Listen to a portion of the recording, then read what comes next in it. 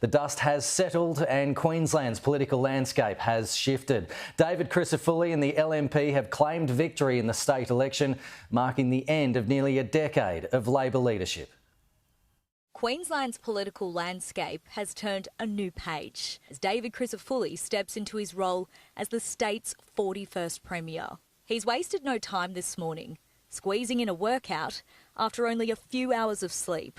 Did you pull an all-nighter or get any sleep? We had a little bit of sleep. How much? I don't know, 2:30 to about 4:45. The Liberal National Party's victory marks the first time since 2015 that it'll lead Queensland. David Crisafulli has reflected on the tough journey through opposition, praising his team's dedication. It's been a tough 4 years. Opposition is a place where it's a long road, and the work that they displayed I'm eternally grateful for, but the real gratitude is for the discipline we displayed. In his first media conference as Premier-elect, David Crisafulli outlined clear priorities for his first 100 days, with youth crime at the forefront.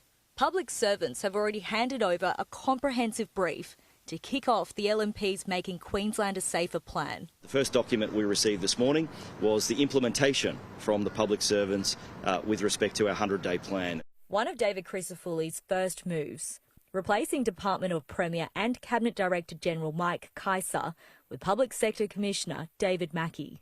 After 10 months as Premier and a gruelling campaign, Stephen Miles has now submitted his resignation. Despite being defeated, he's expressed a surprising satisfaction with Labor's results. The result last night was much better than expected, but clearly nowhere near sufficient for a Labor victory. The latest count shows the LNP holding 51 seats, enough for a majority, while Labor trails with 33 and Katter's Australian Party holds 3. The Greens suffered a blow, likely losing one of their 2 seats, with the Prime Minister saying the result is a lesson for its leader Adam Bandt. Gaining a seat off the Greens political party, I think, sends a message as well that people who elected Greens Party representatives to state and federal parliament expected them to play a progressive role, not to play a blocking role. Anthony Albanese has also extended his congratulations to David Crisafulli.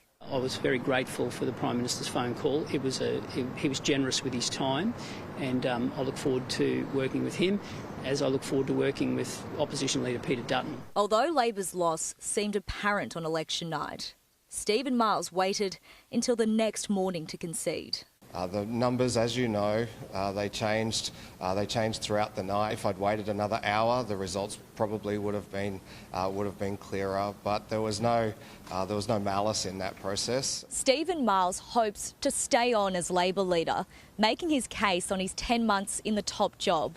But ultimately, it's a decision that will be made by caucus. Well, I think over the last 10 months I've demonstrated the kind of leader I can be of our party, and I think I'm the person best placed to maintain the unity that we've seen throughout that period. But as I said, I'm not taking anything for granted. As David Crisafulli dives into the top job, Stephen Miles is off for something he's long been waiting for. What beer are you having in the pub? I'll have a Forex bitter off the wood, I think. Lauren Forbes, Sky News Brisbane.